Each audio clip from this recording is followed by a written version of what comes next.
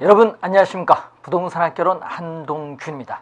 자, 이번 시간은 저번 시간에 이어서 저번 시간에 부동산 학 기초를 배우셨죠? 자, 이번 시간은 이 복합 개념의 부동산과 관련해서 이제 살펴보도록 하겠습니다.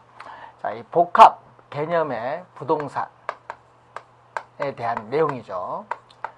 이 복합 개념의 우리가 부동산은 이 기술적 측면에서 바라보는 개념, 이 기술적 측면에서 바라본 개념, 그리고 이 경제적 측면에서 바라보는 개념, 이 법률적 측면에서 바라보는 개념 세 가지로 나눠보는데, 자, 우선 시험 문제에 이 부동산에 있어서의 이 개념에 관련된 내용이 출제를 하죠. 그래서 여러분이 출제가 우리가 예상되는 또 상당히 중요한 부분인데 반드시 여러분이 잘 확인을 해야 됩니다. 요즘 계속 출제가 되고 있는 그런 부분이 되겠습니다.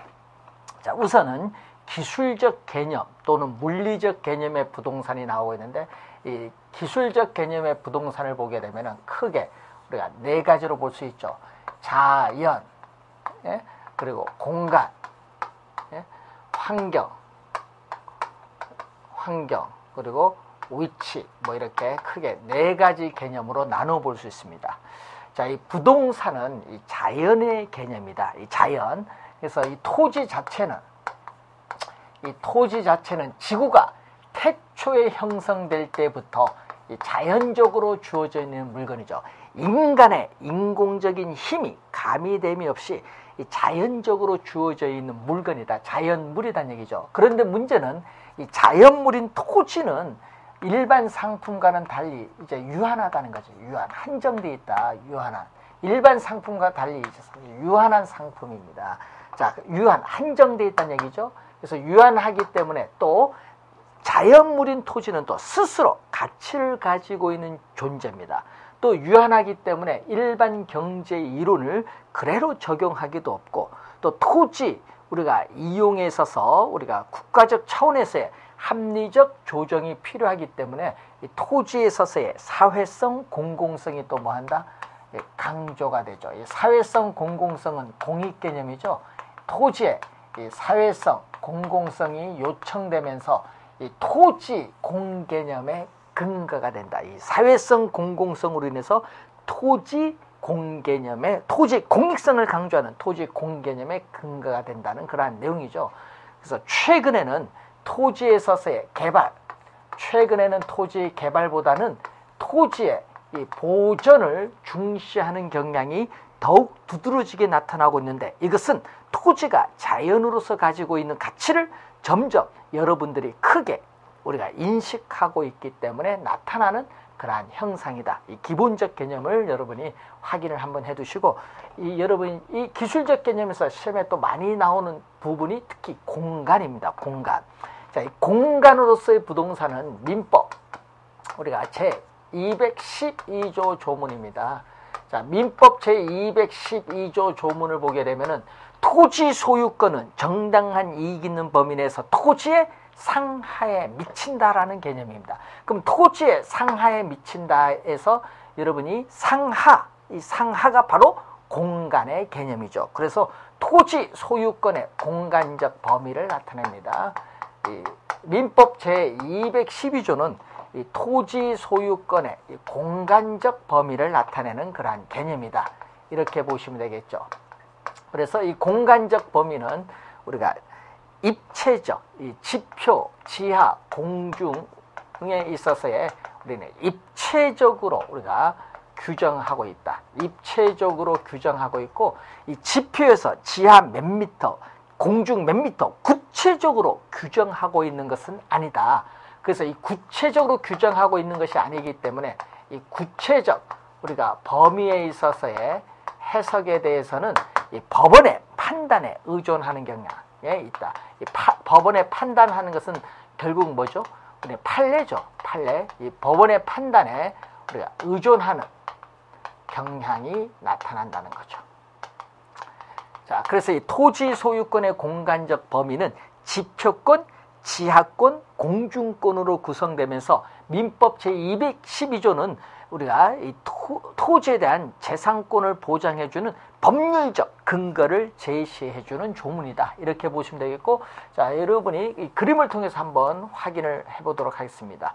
이 지구의 이 중심이 되겠죠. 이 지구의 중심이 되는데, 자, 이때 이 지표상에 있는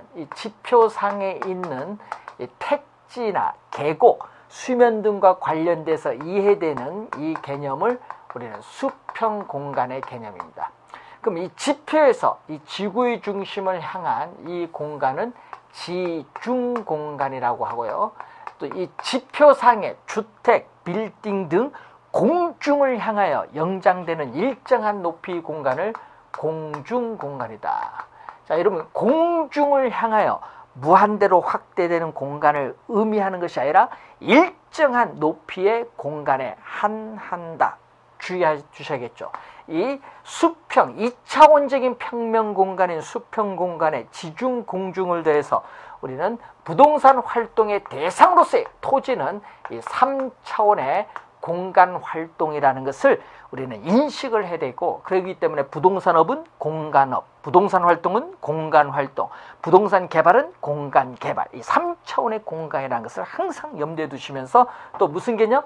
입체 공간, 이 평면과 지중, 공중을 우리가 더해줘서 입체 공간의 개념이라는 것을 잘 기억을 해 두셔야 됩니다. 입체 공간의 개념이죠.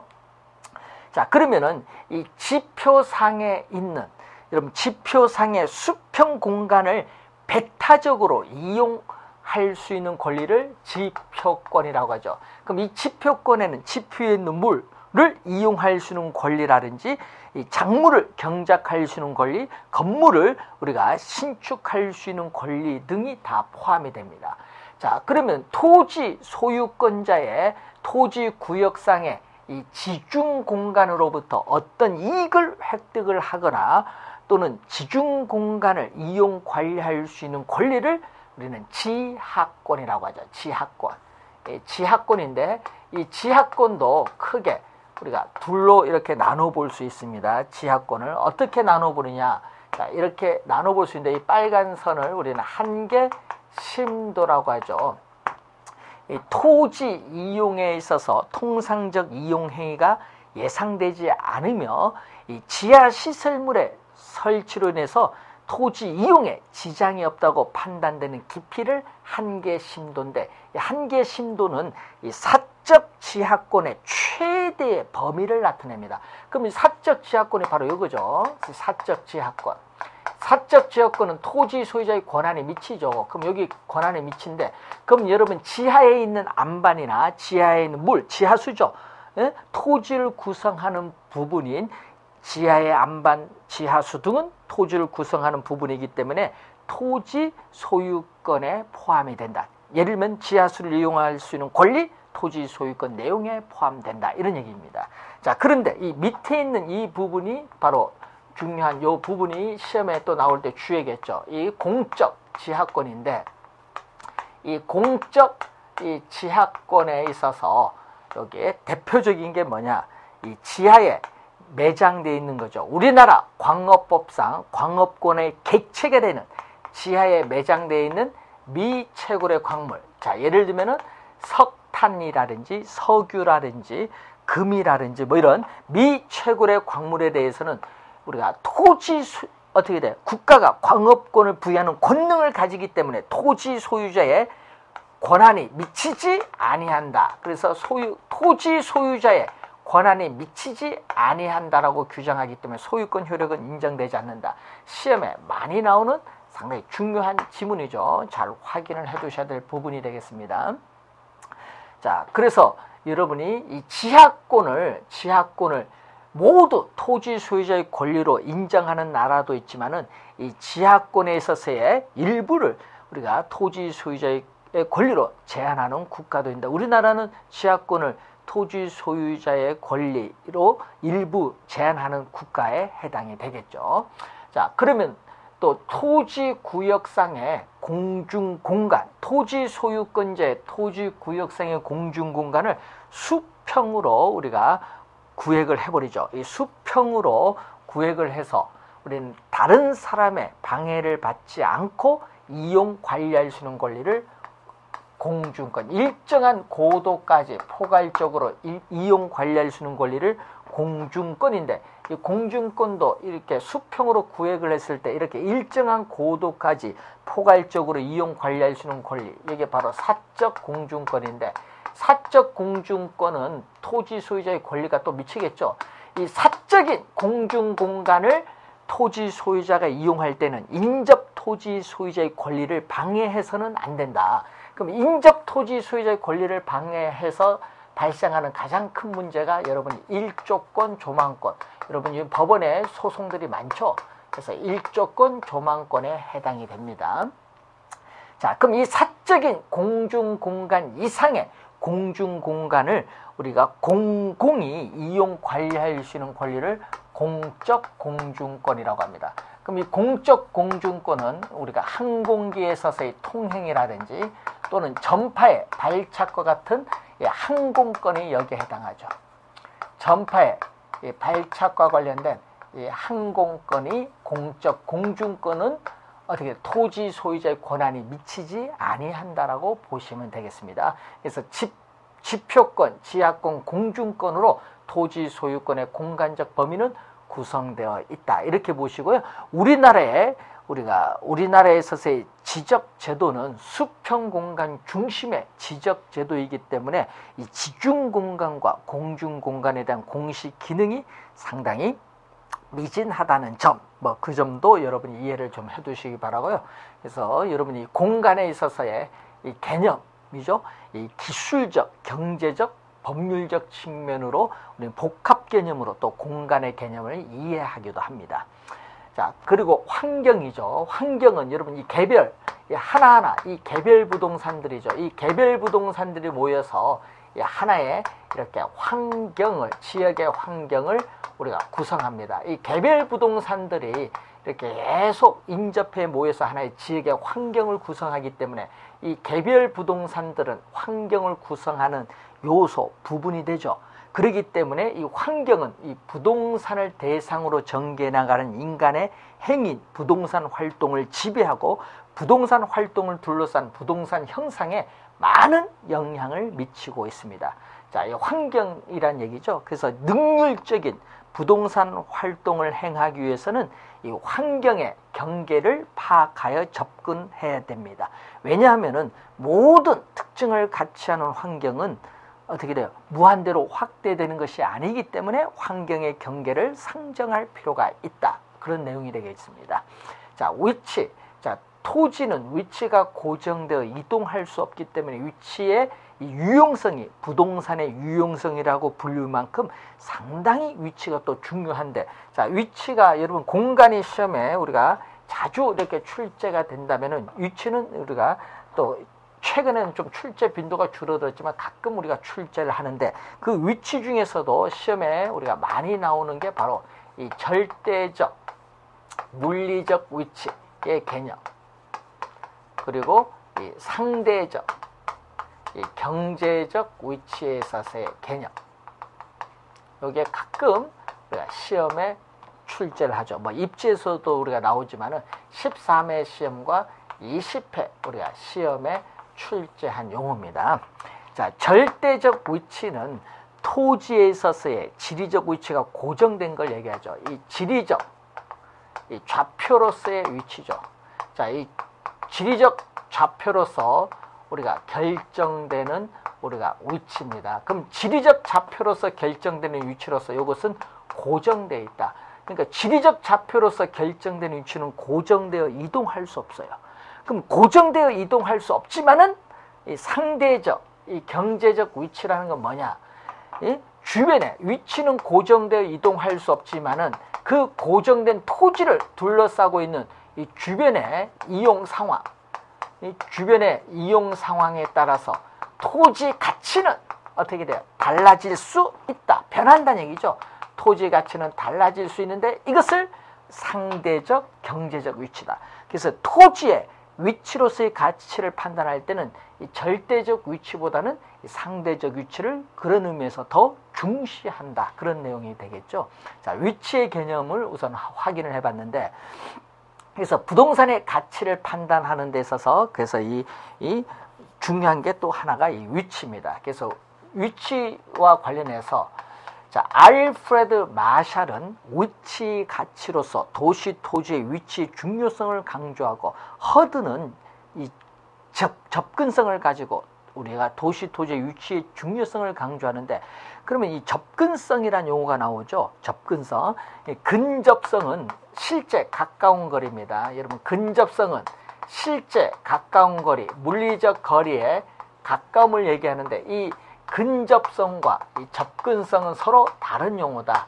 그래서 접근성은 대상 부동산이 위치한 장소에서 어떤 목적물에 도달하는데 시간적, 경제적, 거리적, 심리적 부담으로 측정하는 것을 접근성이라고 하고, 이러한 부담이 적을수록 접근성은 양호, 좋다는 얘기죠. 그럼 접근성이 양호하면, 접근성이 좋으면 좋을수록 입지 조건은 양호하고, 따라서 부동산의 가치는 일반적으로 높게 나타납니다.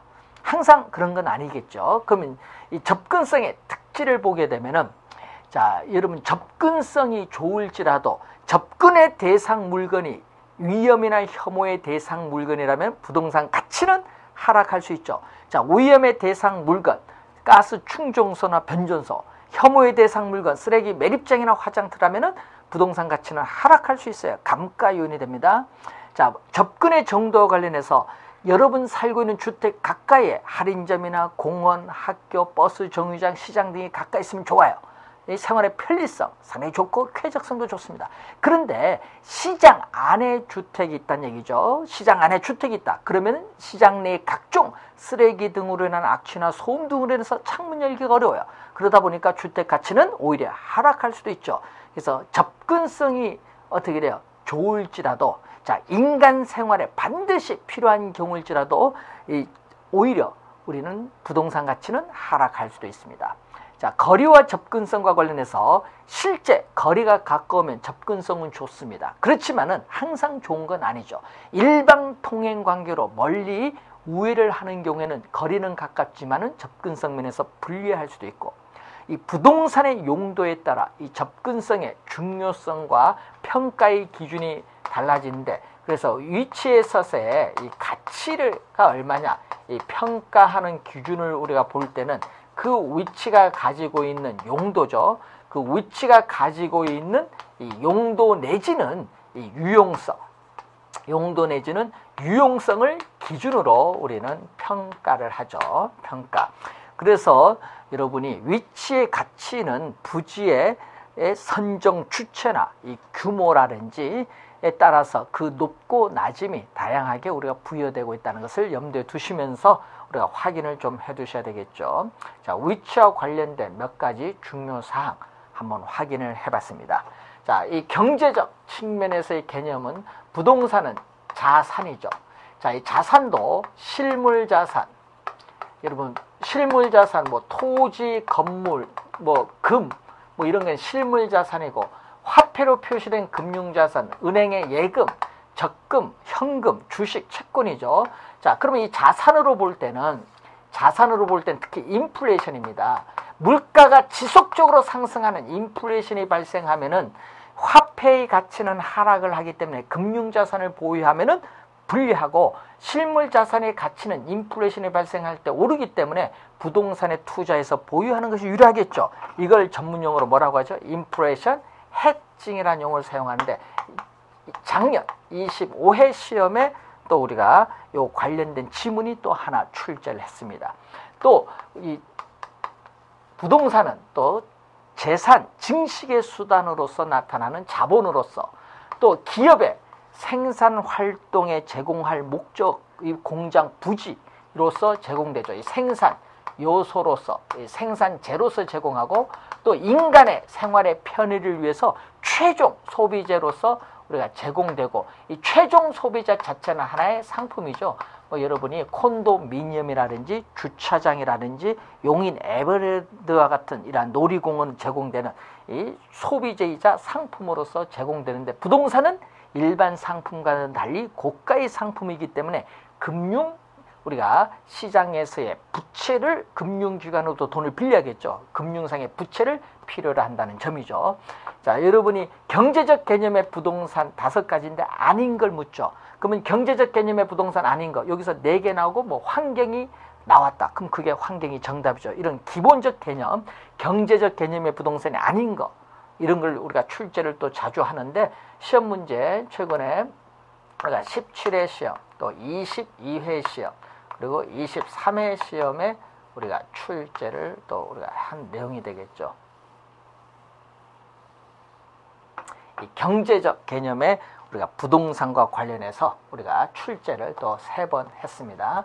그리고 법률적 개념, 우리가 작년 25회 출제된 법률적 개념인데 이 법률적 개념에 대해서는 우리가 다음 시간에 좀 더 자세하게 살펴보도록 하겠습니다. 수고 많으셨습니다.